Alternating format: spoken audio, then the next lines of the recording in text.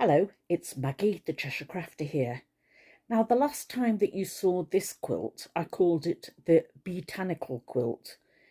I had completed the topper.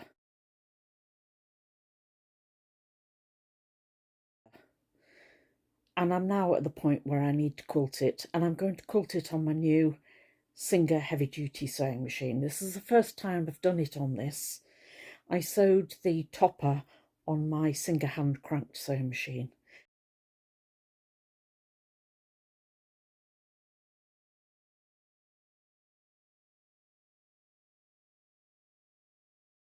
And this is the item that's ready for my friend's 80th birthday. Now, she's already had a birthday, but I've not had a chance to meet up with her yet. So it's time for me to get this finished, ready to gift it to her. Let me show you how I did it. I've shown in previous videos detail of how I lay out my quilt sandwich, place the backing, the batting and the quilt topper together. Go back and take a look at those for detail. I'm just going to put some photographs of what I was doing at the time with this quilt, and then we'll go to video.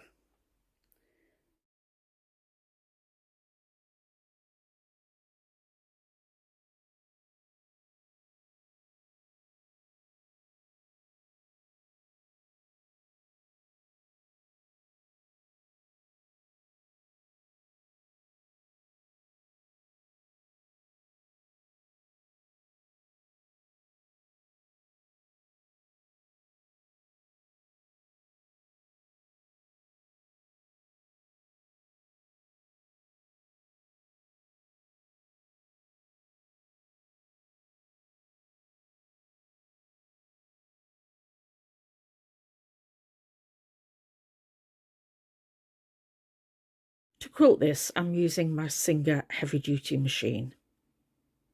I have my stitch length on 2.5 on a straight stitch.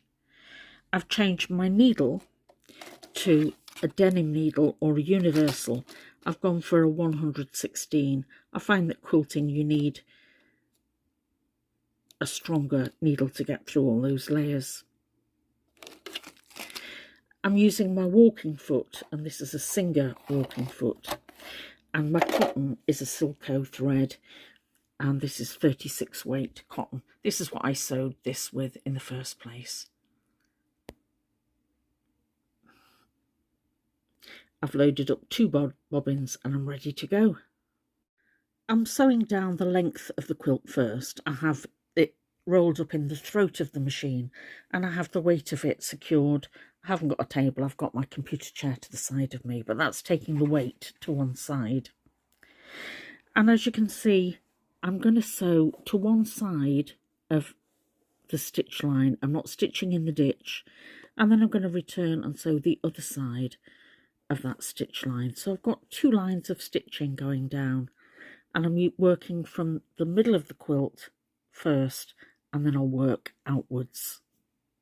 I don't want to reverse stitch at this point. All my threads will be sewn in on the underside afterwards, and you'll note that I'm not sewing in the border. I'm going to treat the border differently, so I'm starting at the edge of the patchwork, but I do need 2 hands for this. Before you go too far, just check the tension on the back, and I'm happy with that. And I'm sewing down and stopping when I reach the inner border. I'll leave a long thread to tie in on the back later. As a guide, I'm using my walking foot, and I can see my stitch line here, and I can also see that the seam lies just on this edge. If you use the edges of your walking foot, or the runners or the rollers, that can help you see straight. At this point, no hemline tape on your machine is going to help you. You need to work out a point and stick to it. So I'm going to use those guides. Go slowly and reposition frequently. Now, when I sew here, I'm using both hands either side I've got my hands on my camera at the moment, but I've got both hands on either side, just making sure that that material is taut and that the underneath is taut going through. Now, as I approach this section, there's actually quite a lot of seams overlapping there. Go slowly because you don't want to break your needle. See if I can do it on camera.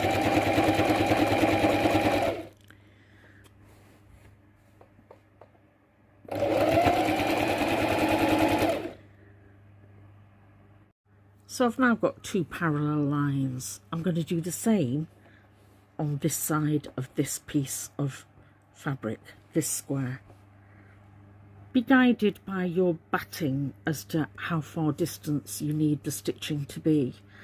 This is a polyester wadding, and I've not had a problem with the wadding bunching up inside when it's been washed before. That though might be different if you're using a high quality cotton wadding. This is quite hard work, and it's hot work too, so make sure you've got a window open and a fan on, and stop as often as you need to. I've got drinks to the side of me. Make sure you stay hydrated, won't you? When it comes to the end of the patchwork, I'm just going to want one line here, because the second parallel line is going to be this side, which is in the border. Once I've completed this side, I'm going to turn it over and work from the middle outwards to the left. So far I've been working to the right. I'm now working from the middle out to the left, but in order to do that I've turned the quilt upside down so that I've got the amount that will take rolled up in the throat, and you'll now see that my orientation of the directional print is upside down. That's okay, it should be like that working this way round. So let's start again, same as before but just upside down. Quilt is upside down, I'm the right way up.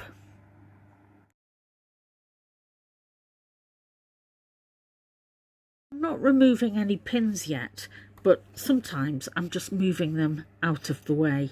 Keep all your pins in place until you've completed all the sewing on this patchwork centre and on the borders. Now I'm going to repeat that process on the width of the quilt, and I'm going to work again from the middle outwards, and I'm going to work from the middle down. I've rolled up as much as I can get comfortably in the throat, and then I'll turn it round and go to the left.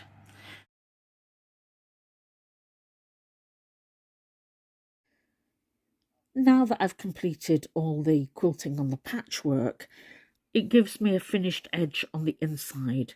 I'm now going to the borders, and I'm going to do a parallel tram line down the inside edge of the inner border and the outer edge of the inner border. Then I'm going to do the same on the outer border. So I'm going to do one here and one here.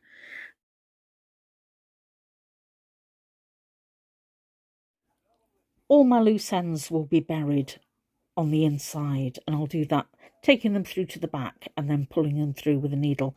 That's a sit down job, but this is one of my signatures on as I finish a quilt, and this heart will sit on the top left hand side near her own heart, and she'll know it's been stitched for her with love.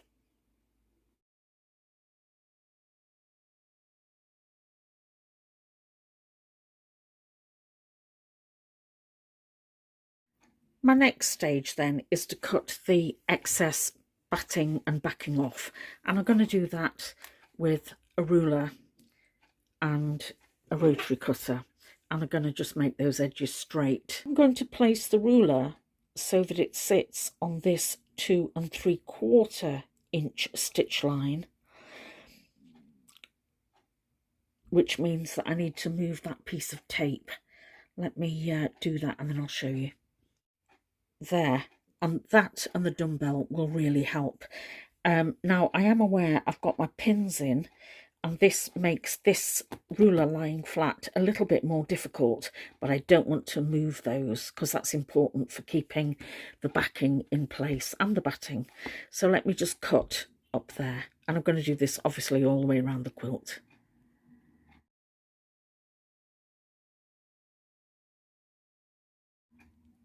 I'm short of space for doing this, but I tackle it the same way that I do for getting the quilt under the sewing machine.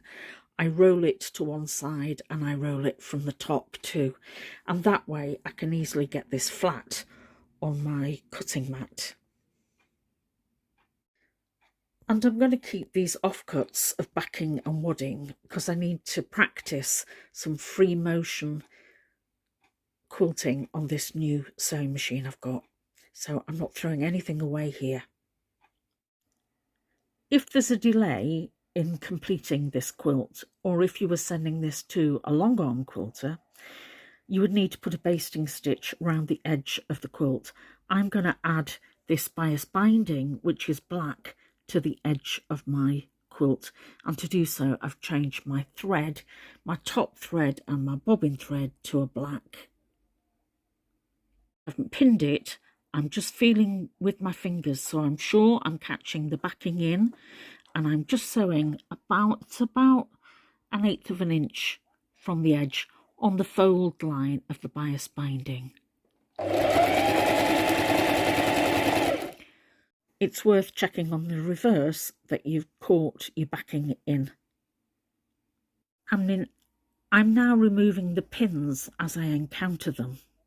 I'm going to miter the corner. So to do that, I'm going to stitch to about 1/4 of an inch away from this edge.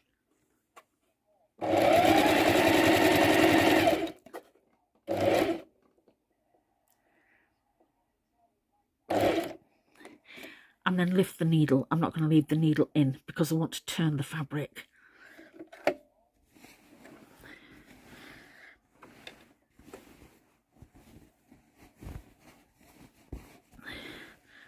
And I think I'm going to have two hands on the camera to do this. Turn the fabric over so that it folds back on itself at a 45-degree angle, and I've got a little bit spare there. And then I'm going to place the needle in here as I start to sew again. I realised that I made a mistake with starting this in the top corner.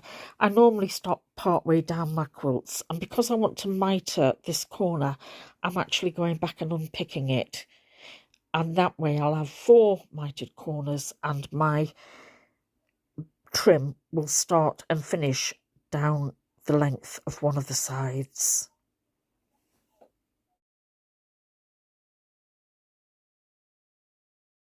I've cut both bindings so that they'll form an angle. I'm going to turn this one so I don't get a sharp edge over, and then I'm just going to fold over the two, and that way when I sew them together I should end up with a neat edge that will meet on the front, and I can tidy it up. This is the last bit now of machine stitching. The rest of it will be done by hand in my comfy chair. I'm looking forward to that.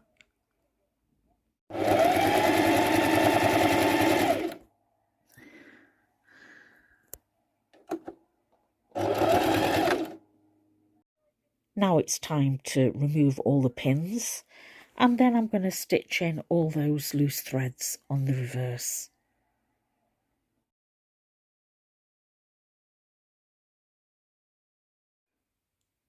And I'm just finishing it by hand stitching on the reverse.